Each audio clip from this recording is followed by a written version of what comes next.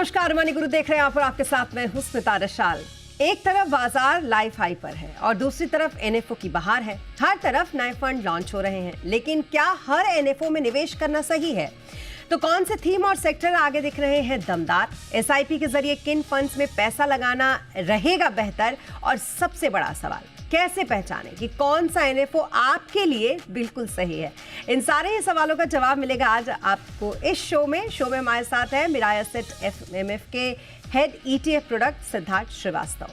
Good evening Siddharth, और बहुत स्वागत है आपका हमारे साथ इस शो पर जुड़ने के लिए।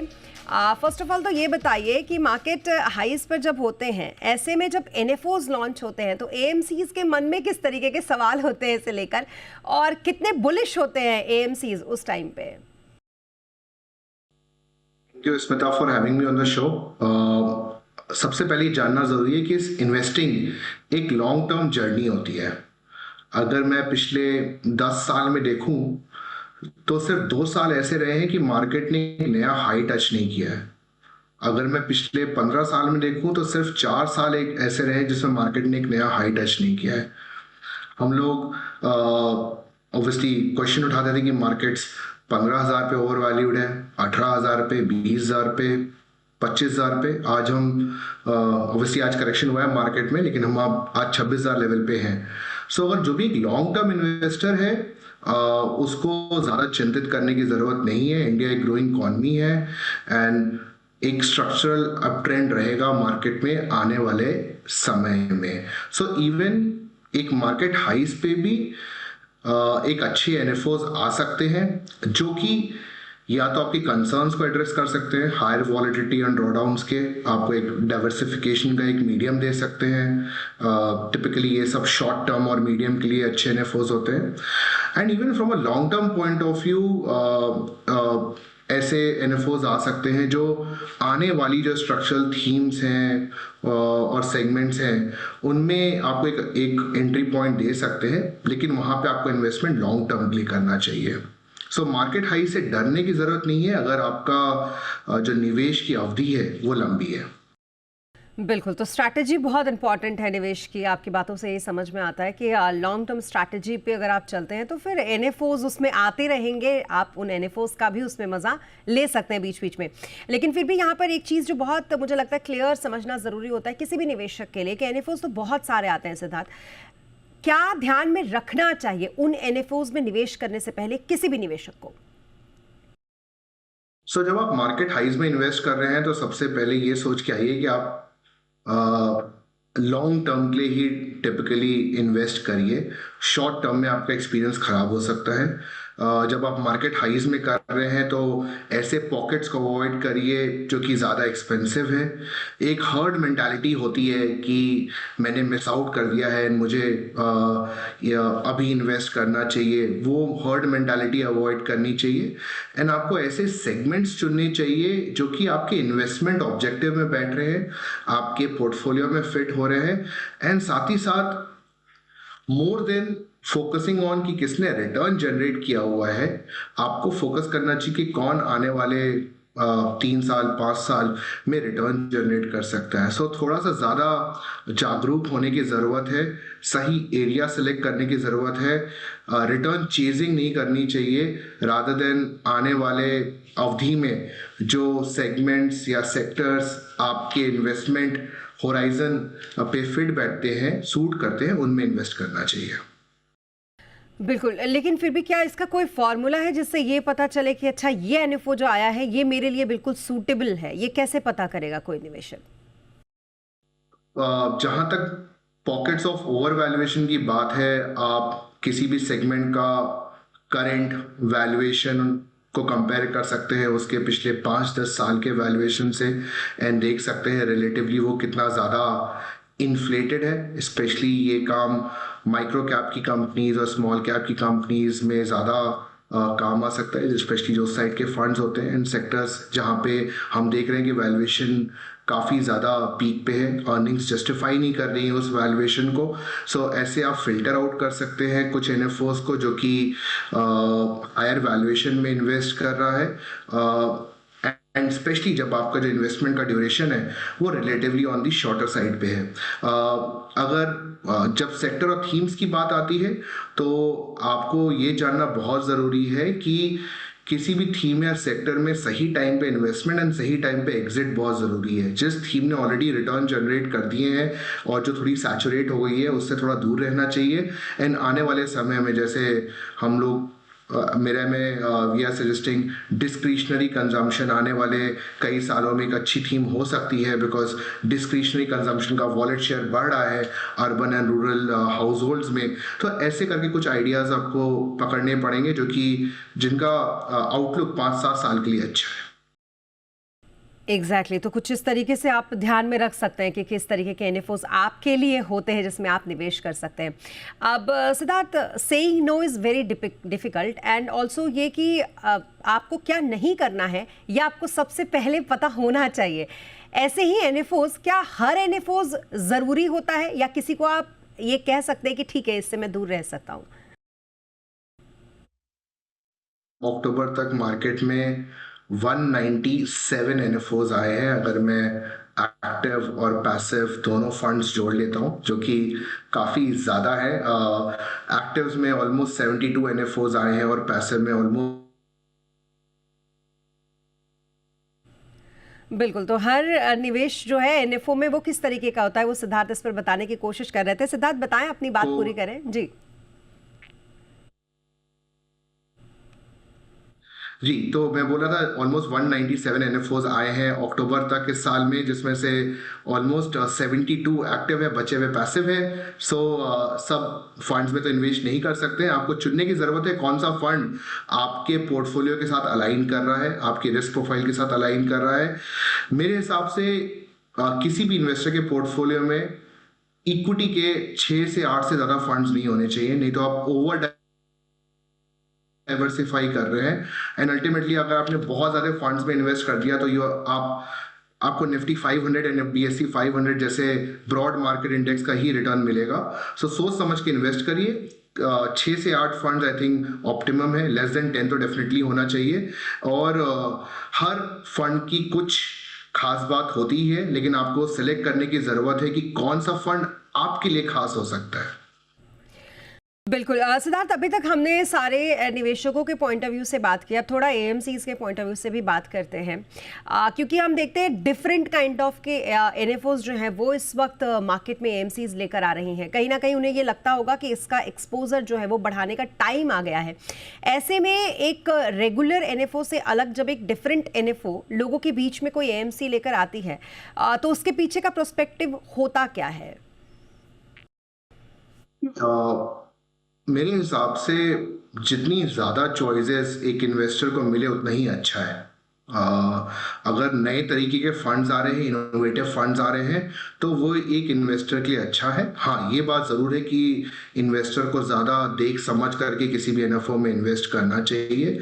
एएमसीज हम लोग ये देखते हैं कि आजकल इन्वेस्टमेंट नीड्स काफ़ी ज़्यादा इवॉल्व हो गई हैं। इन्वेस्टमेंट करने के तरीके भी काफ़ी ज़्यादा चेंज हुए हैं। पहले लोग सिर्फ large, mid and small cap की बात किया करते थे एंड कुछ जो आपके ट्रेडिशनल सेक्टर्स है उनमें इन्वेस्टमेंट की बात किया करते थे। आज लोग एग्जॉटिक प्रोडक्ट्स की बात करते हैं, फैक्टर बेस्ड इन्वेस्टिंग की बात करते हैं, एग्जॉटिक थीम्स या इमर्जिंग थीम्स में इन्वेस्टमेंट की बात करते हैं, इंटरनेशनल फंड्स में इन्वेस्ट करने की बात करते हैं। सो जैसे जैसे कैपिटल मार्केट्स में निवेशक बढ़े हैं, म्यूचुअल फंड इंडस्ट्री में फोलियोज बढ़े हैं, वैसे वैसे रिक्वायरमेंट्स भी बढ़ी हैं अलग अलग टाइप के प्रोडक्ट्स लाने की। बिकॉज हर इन्वेस्टर की needs, risk profile, investment objective, कौन सा फंड उसे सूट करता है, कौन सा नहीं करता है, ये डिफरेंट होता है। तो जैसे मैंने बताया 197 एनएफओज आए हैं, लेकिन बहुत सारे एनएफओज कुछ स्पेसिफिक सेट ऑफ इन्वेस्टर्स के लिए ही सही रहेंगे। इसीलिए एनएफओ को देखिए, समझिए, बट उन्हीं एनएफओ को सेलेक्ट करिए जो आपके पोर्टफोलियो के लिए सूटेबल है। बिल्कुल, इसीलिए आप थोड़ा आपके एनएफओ को भी देख लेते हैं और समझ लेते हैं। तो मिराय का जो ये डिविडेंड पे बेस्ड जो एक आपका ईटीएफ एनएफओ है, ये किस तरीके के निवेशकों के लिए ये बेसिकली कैसा है?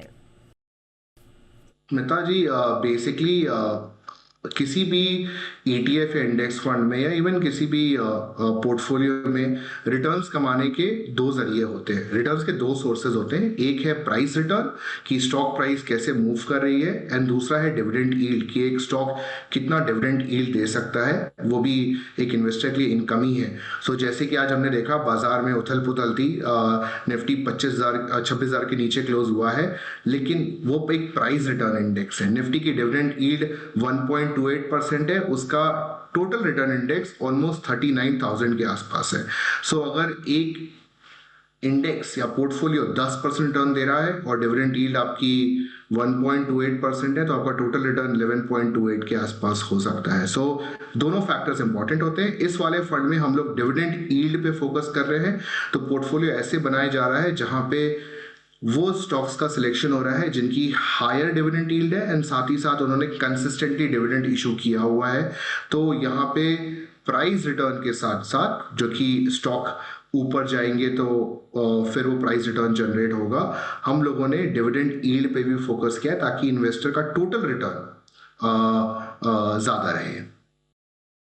ओके, तो ये तो मिराय एसेट का जो एनएफओ है उसकी डिटेलिंग यहाँ पर सिद्धार्थ आपको दे रहा था। Mirae asset BSE 500 dividend leaders 50 ETF fund. एक और आपका एनएफओ है Siddharth, Mirae asset Nifty top 20 equal weight ETF, इसके बारे में भी बताइए, इसकी डिटेल्स भी, और साथ ही कौन से निवेशक हैं जो इसमें इन्वेस्ट कर सकते हैं। जैसे कि आजकल बाजार में मैंने बोला उथल पुथल थोड़ी चली है, आज करेक्शन भी आया है, तो कई इन्वेस्टर्स ऐसे भी हैं जिनको with in large cap mega cap centric exposure लेना है, उनको लार्ज कैप में भी और draw down avoiding less volatile mega cap companies की तरफ फोकस रखना है। ऐसे लोगों के लिए ये ETF है। ये ETF सिर्फ इंडिया की टॉप 20 कंपनीज में इन्वेस्ट करेगा। ये top 20 companies based on free float select होती हैं, और एक और ज़रूरी बात है कि इन सारी कंपनियों में बराबर का इन्वेस्टमेंट होगा, जो कि 5% ईच इन ऑल स्टॉक। सो जो लोग लार्ज कैप में इन्वेस्ट करने के साथ साथ ये भी थोड़े से नॉट चिंतित लेकिन थोड़ा चाहते हैं कि एक डाइवर्सिफाइड पोर्टफोलियो हो, टॉप हैवी ना हो। निफ्टी की टॉप 3 कंपनियां ऑलमोस्ट 28 से 30% एक्सपोजर रखती हैं, वैसा ना हो, एक डाइवर्सिफाइड मेगा कैप पोर्टफोलियो हो। ऐसे लोग इस स्कीम में इन्वेस्ट कर सकते हैं। ये स्कीम उन लोगों के लिए है जो कि थोड़ा रिस्क अवॉइड करना चाहते हैं इस टाइम पे। तो डिविडेंड लीडर्स ETF उन लोगों के लिए जो कि डिविडेंड पे फोकस करना चाहते हैं, डिविडेंड यील्डिंग कंपनी से फोकस करना चाहते हैं, टोटल रिटर्न पे फोकस करना चाहते हैं, उनको वॉलेटिलिटी से उतना डर नहीं है, टोटल रिटर्न पे ज्यादा फोकस है, डिविडेंड यील्ड पे ज्यादा फोकस है। दूसरा प्रोडक्ट जो कि टॉप 20 है वो उन लोगों के लिए है जो कि लेस वॉलेटिलिटी, लार्ज कैप में भी mega cap exposure and equal weight exposure चाहते हैं, less concentration in top stocks. कुल मिलाकर मोटा मोटी बात यही है सिद्धार्थ कि आराम से पैसा बनेगा, जहां पर ज़्यादा आपको टेंशन लेने की ज़रूरत नहीं है। इस तरीके की इन्वेस्टिंग होगी अगर आप ये NFOs लेते हैं। तो एक छोटा सा सवाल मैं आपसे ये जानना चाहूँगी, क्योंकि ये डिफरेंट टाइप के जब NFOs आते हैं तो मन में ये सवाल आता है कि क्या AMCs इस बात को बहुत अच्छे तरीके से समझ चुकी हैं कि अब भारत के जो इन्वेस्टर्स हैं जो म्यूचुअल फंड में इन्वेस्ट कर रहे हैं उसमें से बहुत सारे ऐसे हैं जिनके पास बड़ी इन्फॉर्मेशन होती है और बहुत रिसर्च बेस्ड इन्फॉर्मेशन के साथ वो इन्वेस्ट करते हैं। सिद्धार्थ, क्या मैं सही हूँ? इसमें कोई दोहराई नहीं है कि ऐसे लोगों की परसेंटेज काफ़ी बड़ी है। हमने देखा है कि इंफॉर्मेशन काफ़ी ईजिली एंड वाइडली अवेलेबल है, तो लोग काफ़ी देख समझ करके इन्वेस्ट करते हैं। हम भी चाहते हैं इन दोनों NFOs को लोग देख समझ के इन्वेस्ट करें। दोनों का investment objective, risk profile and intent काफ़ी डिफरेंट है। लोग अभी भी थोड़ी बहुत हर्ड मेंटालिटी और फोमो टिपिकली एक फैक्टर होता है, लेकिन हम चाहते हैं कि वो कम से कम रहे एंड ज़्यादा से ज़्यादा एक्शन एक वेरीफाइड एंड प्रॉपर इंफॉर्मेशन के बेसिस पे हो। बिल्कुल, और फोमो तो लगता है मुझे हर स्टेज तक होता होगा। अगर आप वॉरेन बफेट से भी पूछेंगे तो शायद उनको भी कभी ना कभी किसी ना किसी स्टेज पर फोमो ज़रूर हुआ होगा। तो ये तो ह्यूमन साइकोलॉजी है, लेकिन हाँ, रिसर्च का जो दायरा है वो बहुत बड़ा है, ये मानना पड़ेगा। और आपको बहुत सारी शुभकामनाएं आपके इन NFOs के लिए, and thank you so much Siddharth हमारे साथ जुड़ने के लिए। तो मार्केट में NFOs की बहार, और NFOs की बहार में और कौन कौन से हैं NFOs, इस पर भी आगे जानेंगे। रुकेंगे एक छोटे से ब्रेक के लिए।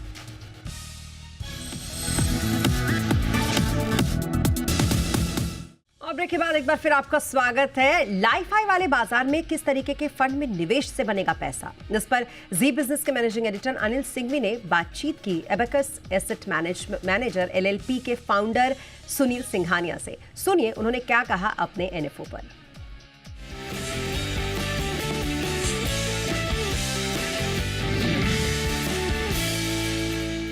अब एबेकस अपने म्यूचुअल फंड के साथ आ रहा है।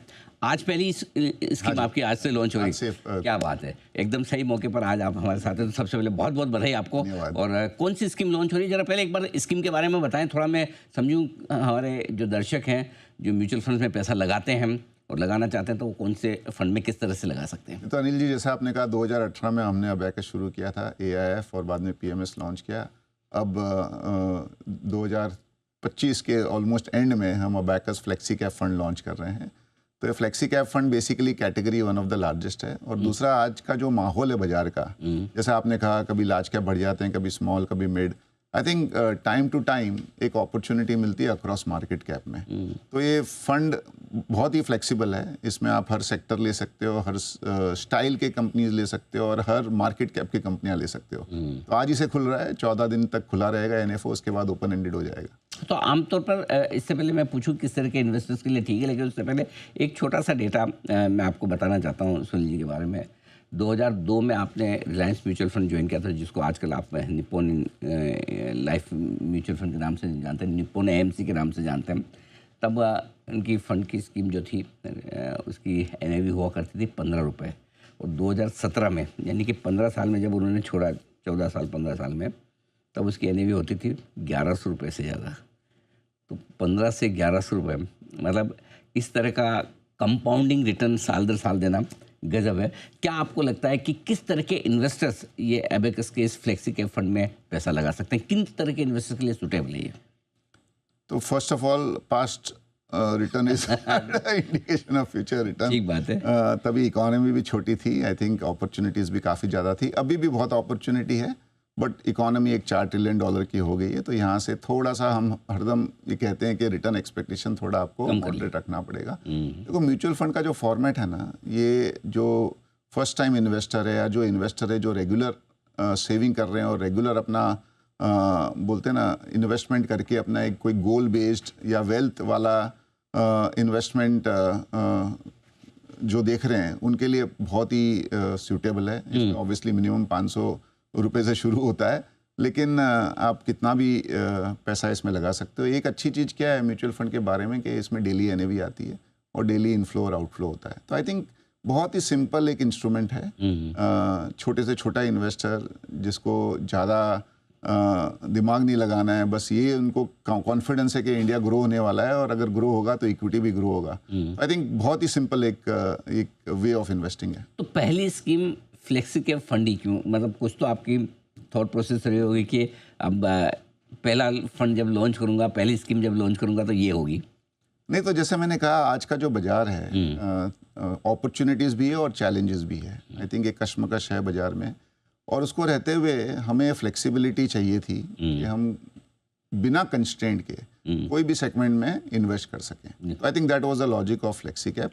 जैसे जैसे दिन जाएंगे आगे, आई थिंक ऑब्जेक्टिव है कि 3-4 और हम स्कीम्स लाएं ताकि एक छोटा सा बुके हमारे लिए हो। प्लस हम छोटे फंड हाउस हैं, हमको धीरे धीरे आगे बढ़ना पड़ेगा। एक रिसोर्सेज प्लस पहला फोरे है, you want to be sure before you do it. I think एक इन्वेस्टरों को हमारे पे कॉन्फिडेंस आएगा after first fund, then we will keep on expanding. ये तो आपने जब AIF लॉन्च किया था 2018 में, तब भी ये बात कही थी। आपका AIF जिस तरह से तेज़ी से ग्रो किया है, बड़े इन्वेस्टर्स का तो भरोसा ही है और छोटे इन्वेस्टर्स का भी, जो आपको रिलायंस के ज़माने से जानते हैं, उनका भरोसा तो डेफिनेटली है ही। लेकिन मैं आपकी जो इस स्कीम के बारे में डिटेल्स पढ़ा था, आपने एक बड़ा इंटरेस्टिंग इसमें वो शब्द दिया है, मीट्स फ्रेमवर्क में ये फंड काम करेगा। ये मीट्स फ्रेमवर्क क्या है, किस तरह से दूसरे फ्लेक्सी कैप फंड से ये थोड़ा डिफरेंट है? नहीं, तो मीट्स फ्रेमवर्क हमारा अबैकस का फिलॉसफी है। It is true for even PMS and AIF। Okay, बहुत ही सिंपल है मीट्स फ्रेमवर्क। मैनेजमेंट, तो अच्छा management, minimum ROC ROE of 14-15%, earnings see we are very conservative investor और हम ट्रेडिशनल वे ऑफ इन्वेस्टिंग करते हैं। अच्छा। तो अगर न्यू एज कंपनी में भी इन्वेस्ट करते हैं तो प्रॉफिट मेकिंग होनी चाहिए और प्रॉफिट 4 से 5 साल में डबल होना चाहिए, क्योंकि ग्रोइंग एसेट है। अगर प्रॉफिट 4 से 5 साल में डबल होगा तो होपफुली रिटर्न भी उतना 3 से 4 साल में स्टॉक डबल हो जाएगा। हाँ, जी। और सेकेंड है earning events trends and disruption. बहुत डिसरप्टिव वर्ल्ड है आज। कोई भी चीज़ आप 20-30 साल के व्यू से आप नहीं कर सकते हो, क्योंकि हम the way we study, work, entertain बहुत चेंज हो रहा है। तो I think you have to be aware of disruption. टीज टाइमिंग, आप टाइमिंग नहीं कर सकते हो मार्केट को, लेकिन स्टॉक्स में आपको मीन रिवर्जन मिलता है। बहुत बार नरेटिव के वजह से स्टॉक्स बहुत महंगे हो जाते हैं। तो थीम अच्छी होगी, लेकिन अगर प्राइस बहुत महंगा होगा तो थोड़ा सा भी डिसअपॉइंटमेंट होता है तो स्टॉक बहुत जोर से गिर जाता है। तो I think we have to be aware of that. और ऐसे स्ट्रक्चरल, इंडिया ग्रोइंग इकोनॉमी है तो वी आर वैल्यू कॉन्शियस, जैसा मैंने आपको कहा, लेकिन कोई कोई स्टॉक जहाँ पे ग्रोथ हायर है वहाँ आपको थोड़ा प्रीमियम देना पड़ेगा। तो ये मीट्स फ्रेमवर्क है, बहुत सिंपल है। इससे एक चीज़ होती है कि एक तो इतने कंपनियां लिस्टेड है तो थोड़ा आपका दायरा आप थोड़ा सा है ना कॉन्सेंट्रेट छोटा हो जाता है। प्लस मोर इम्पोर्टेंट लीजिए, मिस्टेक कम होती है। अच्छा। और performance at the portfolio level में खाली stock picking is not important, but how less mistakes you make, that is also very important. तो फ्रेमवर्क की वजह से मिस्टेक्स थोड़ा मिनिमाइज होने के चांसेस ज़्यादा हैं। ये बात आपने सही कही, गलतियां कम करें तो भी अपने आप आपके रिटर्न्स बढ़ जाते हैं। तो चलिए, बड़ा इंटरेस्टिंग फंड है और अब से लेकर कब तक खुला है? 22 दिसंबर तक। तो अगर भी आप भी इसी एनएफओ में पैसा लगाना चाहते हैं तो इसे स्टडी करें और अपने फाइनेंशियल एडवाइजर की सलाह लेकर इसमें आप निवेश कर सकते हैं।